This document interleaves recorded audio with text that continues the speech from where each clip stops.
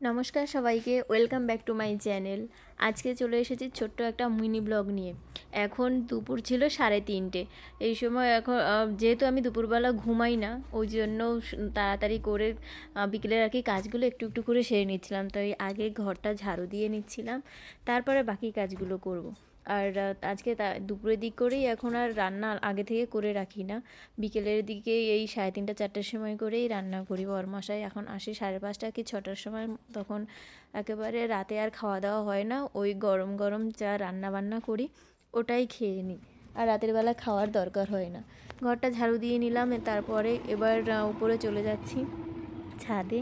আর রোদটা এখনও ভালো বেশ তেজ রয়েছে, আর সামনের দিকে তো প্রচুর জঙ্গল রয়েছে। আর জঙ্গলের ওই পাশে ওই বাড়িটার ওই লোকগুলো, এরাও তাড়াতাড়ি করে দেখি এখন সন্ধে হওয়ার আগে আগেই রান্নাবান্না শেষ করে নেয়। মাঝে মাঝে আমরা উপরে সন্ধেবেলা সবাই আড্ডা দিতেও চলে আসি।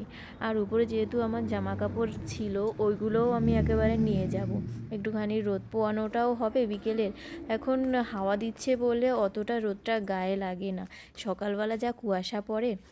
তারপরে আমি চলে এসেছি আমার সব জামা কাপড় নিয়ে নিচে ঘরেই।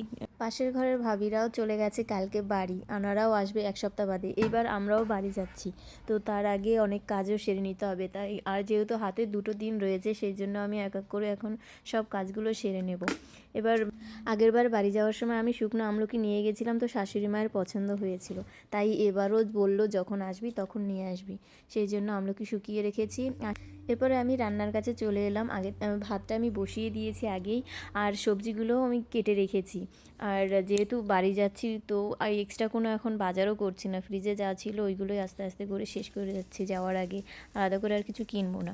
আর মাছ তো কিনিনি, মাছ যা ছিল এটাই আগে শেষ করে নেব। আর বাড়িতে গিয়ে তো সব টাটকা মাছ পাবোই, তখন খাবো। আর এখান থেকে এই বরফে জমা এই মাছগুলো আর খেতে হবে না।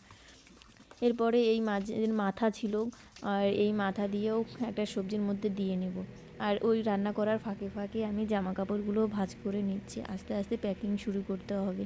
তো আর যে জামা কাপড় কিছুদিন এখানে থাকতে যে কটা পরেছি সেইগুলো তো কেচে পরিষ্কার করে ধুয়ে রেখে যেতে চাই। এমনি তো আসার পরেও অনেক কাজ করতে হবে, সেই জন্য কিছুটা কাজ এগিয়ে নিতে চাইছি।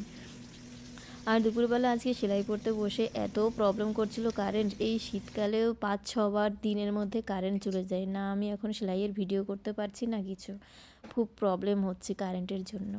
এরপর আমি চলে গেছিলাম ফ্রিজটা পুরো সাফ করে, মানে সব কিছু বের করে ফ্রিজ পুরো সাফ করে তারপরে এটাকে রেখে যাব শুকিয়ে। তো ভেতরে যত সবজি ছিল যা যা ছিল সব এক এক করে বের করে নিচ্ছি, তারপরে এটা ভিনিগার দিয়ে মুছে নেব পুরো ফ্রিজটা। এইবার ওইখানে আসার পরে ফ্রিজটা আর একবারও পরিষ্কার করা হয়নি এই 1 মাসের মধ্যে। তো এবার পুরো ওই জন্য ধরে পুরোটাই পরিষ্কার করে নিচ্ছি। আর ভেতরে যেহেতু বরফ জমে রয়েছে, ওই বরফটা এখনও গলেনি, তো আস্তে আস্তে ওটাও গলে যাবে। তার মধ্যে নিচেরগুলো পরিষ্কার করে নিচ্ছি এক এক করে। এখানে এবছর এখনও অবধি উদয়পুরের এই জায়গাটা আমরা যেখানটায় থাকি, এইখানটায় এখনও অবধি সবথেকে কম 7 ডিগ্রি টেম্পারেচার হয়েছে। আর এর আগে যেখানটায় থাকতাম সেখানে আমি 2 দিন আগেও সার্চ করে দেখছিলাম যে ওখানে 4 ডিগ্রি হয়েছে, মানে এখানের থেকে ওখানে আরও বেশি ঠান্ডা। তো এখানটায় চারদিকটা পাহাড়, তো ভেবেছিলাম যে হয়তো অনেকটাই ঠান্ডা থাকবে। আর এই ঠান্ডায় না ইচ্ছে হয় কোনো কাজ করতে না কিছু। আর সকালবেলা উঠে ট্যাঙ্কির জলের কাজ করলে ওরে বাবা, মনে হয় যেন আমি ফ্রিজের মধ্যেই বন্দি হয়ে আছি। হ্যাঁ, যদিও ফ্রিজ যখন খুলতাম ফ্রিজের ভেতরে যে ঠান্ডা আর বাইরের ঠান্ডা দুটোর মধ্যে একটু ডিফারেন্ট মনে হতো না। তবে ঠান্ডাটা শুধু যে এখানে রাজস্থানেই পড়েছে সেটা নয়, অন্যান্য রাজ্যেও প্রচুর পরিমাণে এবছর ঠান্ডা দেখা যাচ্ছে।